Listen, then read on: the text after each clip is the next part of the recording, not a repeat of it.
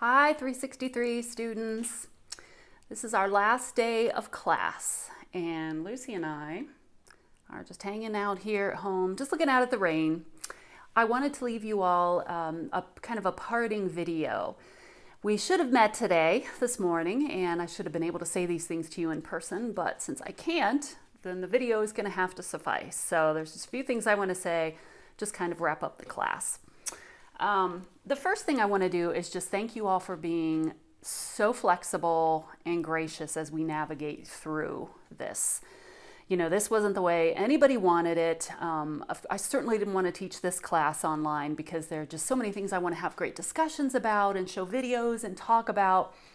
And, you know, given my knowledge, I've never taught an online course. I was just kind of thrown into it, given a couple of days to prepare, and really did the best I could with the technology and to figure things out. And it was okay. I mean, it was fine. I got feedback from many of you that the lectures were okay, that the recorded lectures seemed to help.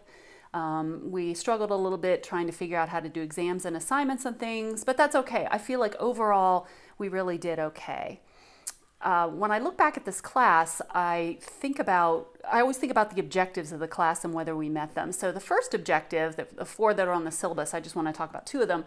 The first one was to learn about different psychological disorders and their treatment. And I think we covered a pretty broad range of those. We spent a lot of time on schizophrenia, a lot of time on anxiety disorders, and those are things that people, and some of the most important things that people want to know about. But, you know, we really went across the range: personality disorders, eating disorders, one of the latest chapter on sexual disorders. I always enjoy talking about that in class, so I missed being able to do that. So hopefully you have a pretty broad range of what these disorders are all about.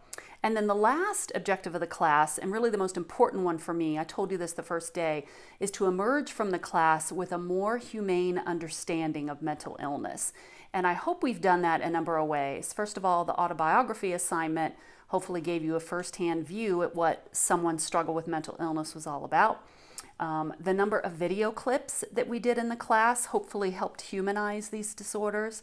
And you know, during this pandemic and the social isolation, you know who I think about is the young woman we talked about, who we saw videos of in the OCD chapter with the hand washing and the little boy.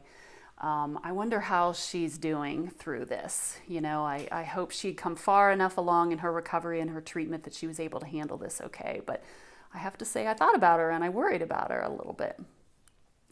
What were some of the other things here? Talking about the risk factors for mental illness. So I hope that you've gained not just an understanding of the symptoms and the diagnosis, but also just a greater appreciation for the humanness of people behind this. So those were my goals for the class, and I missed seeing you all. I missed having discussions and talking with you all. You just can't imagine how much I missed that. And I've found that online teaching is not really for me because I miss the interaction. And I know that some people have been asking me what I think will happen in the fall.